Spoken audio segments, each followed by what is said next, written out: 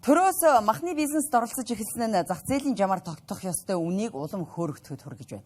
Иргэдийн амжиргаанд хамгийн их нөлөөлдөг өргөн хэрэглээний гол бүтээгдэхүүний нэг болох махны үн жил бүр өсдөгч зах зээлийн зарчмаараа тодорхой хугацааны дараа буурж тогтворж хандлагатай болдог.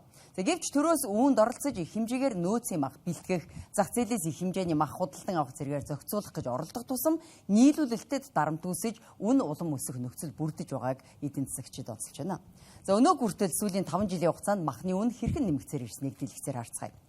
2020 онд Улаанбаатарын захуудад хоньны ястай мах дунджаар 8500-аас 10500 төгрөг, үхрийн мах 11000-аас 15000 төгрөгийн үнэтэй байжээ. Энэ үед төрөөс махны үнийг тогтворжуулах зорилгоор компаниудад хөнгөлөлттэй зээл олгож эхэлсэн байна. Харин 2023 онд махны экспортод тодорхой хязгаарлалт хийж, дотоодын нийлүүлэлтийг хамгаалах арга хэмжээ авч, нөөцийн махны агуулга, бэлтгэлийн санхүүжилтийг нэмэгдүүлжээ. Тухайн онд буюу 2023 онд хоньны мах 14000, үхрийн мах 16000 төгрөг болж нэмэгдсэн байна. Тэгвэл энэ онд хоньны мах 26000 төгрөг, үхрийн мах 38000 төгрөг төрсөн нь сүүлийн 5 жилдээ хамгийн өндөр үзүүлэлт болж байгаа юм. Үүнтэй холбогдуулан засгийн газраас үнийн өсөлтийн эсрэг авч хэрэгжүүлэх зарим арга хэмжээний тухай тогтоол баталж, махны нийлүүлэлт, нөөц бүрдүүлэлтэд төрийн оролцоог нэмэгдүүлээд байна. Ийхүү төрөөс бизнес зах зээлд хит оролцож, нөөцийн мах их хэмжээгээр бэлтгэх, махны үн барих нь нийлүүлэлтийг хумиж, үнийн өсөлтийг улам дэвэргэж байна гэж эдийн засагчид мэргэжилтнүүд хэлж байна. Стратегийн бүтээгдэхүүний үнийг төрөөс олон жилийн турш хүчээр барьж ирсэн нь эргээд тухайн салбараа уналтанд оруулж, хувийн хвшлийнхнийг боомлд гол шалтгаан болдог гэдгийг эдийн засагчид шүүмжилдэг. Тэгвэл засгийн газраас өнгөрөх 7 хоногт махны үн барих бодлогод оролцохгүй гэж байр суурь илэрхийлж байсан ч ердөө хэдхэн хоногийн дараа хэлсэн үгнээс няцаж зах зээлийг зохицуулах гэж оролдож буй нь тод жишээ дараах 2 шийдвэрээс харагдаж байна. Засгийн газраас аль болох энэ нийлүүлэлтэнд оролцохгүй байх бодлогоо барина. Зах зээлийн эрэлт нийлүүлэлтээрээ ингээд зогцоод цогцтой харьцаанд очихё гэж. Монгол Улсын засгийн газрын ээлж тус хуралдаан хурлаж, ээлж тус хуралдаанаар үндсэндээ нэг асуудал хэлцлээ. Энэ нь бол одоо үүсэж байгаа инфляцийн үүсэж байгаа нөхцөл байдалтай холбогдуулаад бас хариу арга хэмжээ авах тухай засгийн газрын тогтоол одоо батлагдлаа. Тэгээд засгийн газрын тогтоолыг одоо боловсруулахдаа бид зөвхөн одоо өнөөдрийн нөөцийн махны хэмжээнд хүрээнд биш, цаашдаа ер нь махны нийлүүлэлтийн асуудал дээр ер нь хэрхэн яаж анхаарах вэ гэдэг тал дээр бас тодорхой заалтуудыг оруулж ийм одоо тогтоол гаргалаа. Хамгийн гол асуудал нь төр өөрийн хийх ёстой үндсэн ажлаа орхигдуулж, бизнесийн орчинд хит гүн оролцож буй явдал гэж эдийн засагч үзэж байна.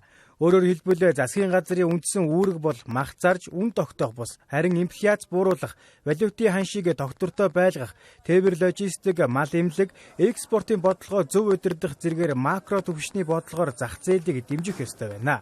Гэтэл өнөөдөр төр махны худалдаачин шиг ажиллаж зах дээрх үн рүү анхаарч суугаа нь бодлогын түвшний сул дорой байдлыг харуулж байна гэдгийг шүүмжилж байгаа юм а.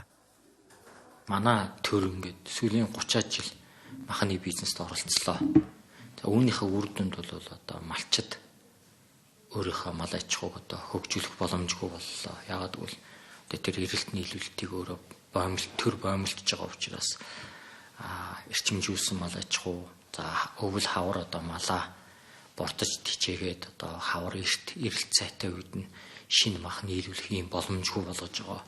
Яг үнэнд оролцсон гэхээсээ илүү одоо маш чанартай одоо хүнсний аюулгүй байдлыг бүрэн хангасан ийм бодлогын чиглэлээс нь одоо малаа одоо үйлдвэр хусаагийн сайжруулахад яаж оролцох уу? За мөн одоо энэ чанартай махаар одоо иргэдийг хангахад чиглэсэн тэр одоо дундын агуулга, тээвэр логистикийг сайжруулах, жижиг дунд үйлдвэрүүдийг бэхжүүлэхэд чиглэсэн одоо татврын хөнгөлөлт гих зэргээр одоо оролцож ажилламаар байна.